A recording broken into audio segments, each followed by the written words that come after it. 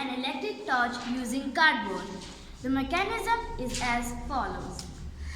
An electric torch is an battery operated gadget that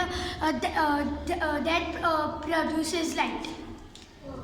An electric torch has a simple electric circuit with the source of battery connected to a bulb through a switch.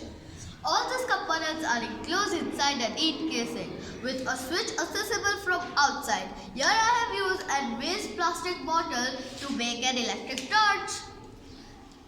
The bulb is placed in a casing line using the glass and mirror.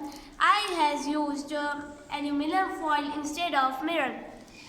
The function of the mirror is to reflect the light of the bulb, thus help in producing a bright beam of light.